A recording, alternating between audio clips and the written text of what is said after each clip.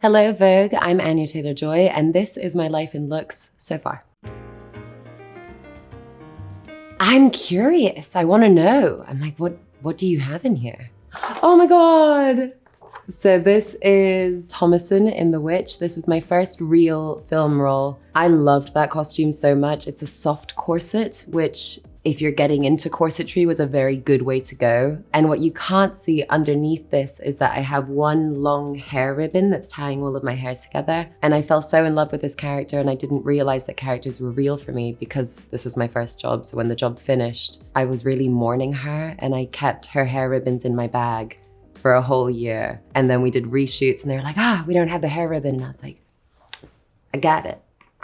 This is the first time that I went to the Met Gala. That is the only time that I've been to the Met Gala. I've always been working when it's happening. I loved this dress so much. It was so heavy. I was really freaked out because I didn't know anybody. And I think that situation in and of itself is very like, but the dress made me feel great. And I don't know if you can see, but I'm wearing a necklace that has like a bunch of little baby heads all over it. And that was my favorite part. So at the end of the night, I was at the top of the stairs and was kind of just trying to like honestly figure out how I was going to get home. I hadn't thought that far ahead, and I was like, it's gonna be madness. And Haley Steinfeld walked past me and she had all of these like long trains, and they enveloped me and almost toppled me to my death. But then Jimmy Fallon saved me.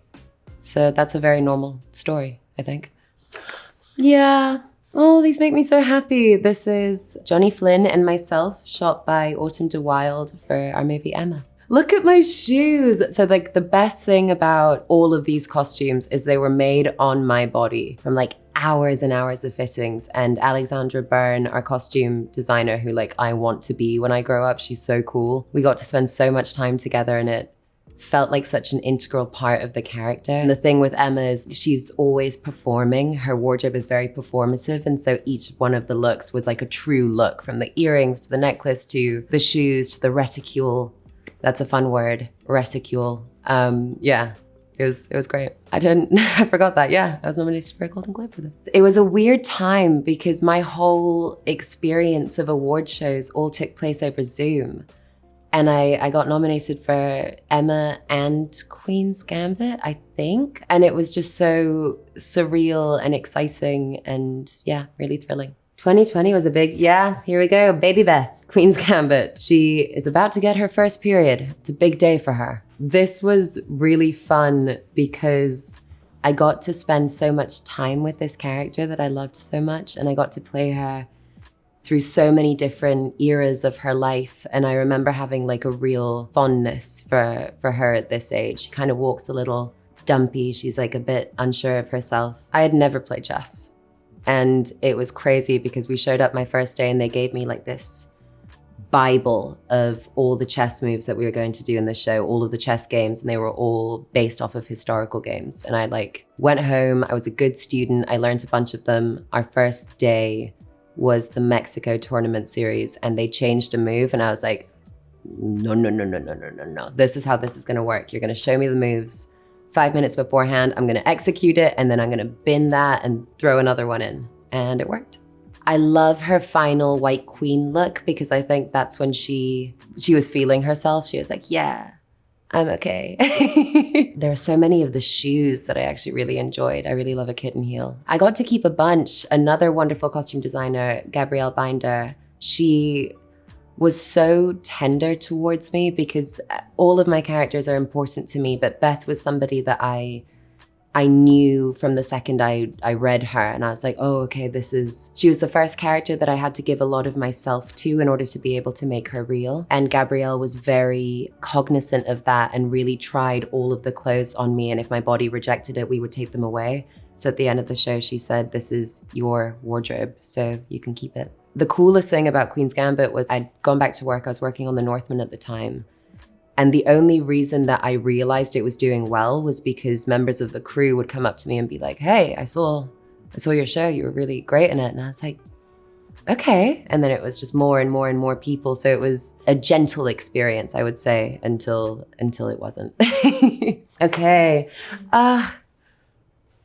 I love this dress so much. This is Dior at the Emmys. This was a crazy time in my life. I was shooting the menu, doing awardsy stuff for Queen's Gambit and promoting Last Night in Soho all at the same time. And I think we were on night shoots for the menu. So it was really like I had a dream about this dress. And I wrote to Maria Grazia and I was like, I've just had this image and I really, would love it if it could come true. And she made it come true. I felt so good in this. The back was really, really low. I can't remember what movie the reference was from, but I was wearing Tiffany diamonds on the back and I felt good.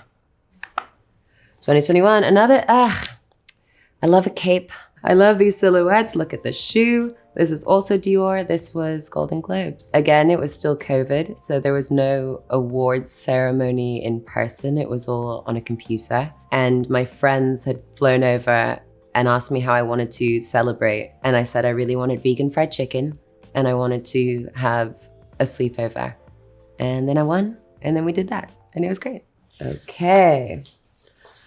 This is Sandy wearing similar boots from Last Night in Soho. This was very late at night. We basically became nocturnal for months, and it was hilarious because we were shooting in real Soho, and I would see my friends that were out partying, and they were like, "Why do you look like that?" And I was like, "I'm working." I knew she sang, but I think I was a bit anxious about it. And the way that I deal with my anxiety is by putting it off, which is like probably not the intelligent way of doing it. And so it just came to the day and I was like, okay, I'm gonna do my best. The dancing, we did have rehearsals and that was so much fun. Like me and Matt Smith dancing together for hours on end, it was fab. 2022, what year are we in now? This is the menu premiere. I'm wearing Alexander McQueen. The Menu is a satirical horror movie in which a group of guests arrive at a Michelin star restaurant where the chef has other ideas about what is on the menu that evening. Did that make any sense? Okay, 2024, I am wearing Dior at the Dune Part 2 premiere in London. It was the hardest secret I think I've ever had to keep, but I'll really, give props to Denis on this one. He is the most wonderful human being and talented creator, and he had so much faith and hope that we were gonna keep this secret for the fans that it just really made you wanna go, shh. So I told my mum and I told my husband. That was it. It was just so exciting. All the cast were so kind to me. It was fabulous. What a great way to be like, welcome to the family. I'm like dressed like an egg, like, hi, how's it going? This is the Furiosa premiere in Australia, in Sydney. This is archival Paco Rabanne, and it was so good. I couldn't sit down, but that was fine. I will give that up any day to wear this. That headpiece was incredible. It was very heavy. I definitely had insane divots in my head. Fun fact, I tend to surf to most of my premieres. We get a Sprinter van and I am standing up in the middle of the aisles, and I've now turned that into a fun game for myself. I would like to not hold on to anything and just exclusively surf. I also don't really work out, so that's a really good thigh exercise, and it gives me a place to put my anxiety. So yeah, I surf. This is arriving in Cannes. I am wearing Altine and the hat is Jacquemus. I'm not usually very well organized. I'm very good at on-set environments. My brain works in that way, but for myself, I'm quite a messy individual. And for this, I just got I don't know, a message from beyond that was you should change now. So I wore something different on the plane, and then I went into the bathroom and came out and everyone was like, okay, let's go. Very glad I did wear that hat though. There was a lot of people outside and it was kind of a good buffer, actually. I'm a sucker for headpieces. I really love the 20s and I love old Hollywood as well. And I just feel there's something about the theatricality of it that makes me feel more in my body in these situations. I feel if I can make something into art, then I have an easier time with it. So yeah, headpieces, they help.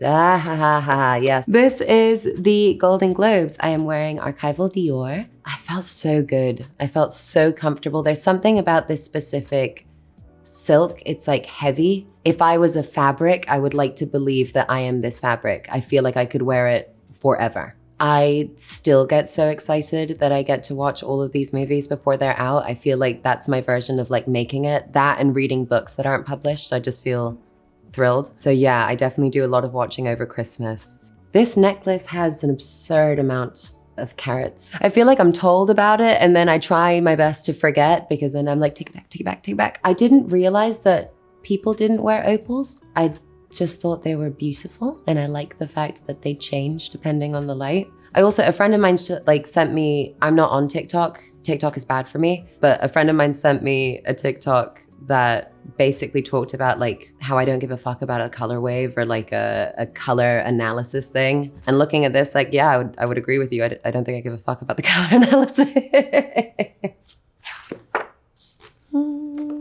This was the most fun day. It was very cold, but we did not care. I have a really wonderful relationship with Seb, the photographer. He knows me and my husband really well. And so it just felt easy. I had a really good soundtrack on and yeah, it was a really beautiful day. My grandmother is a religious reader and she lives in Saragossa. It's from Barcelona. And so it's just really, really, like I feel proud.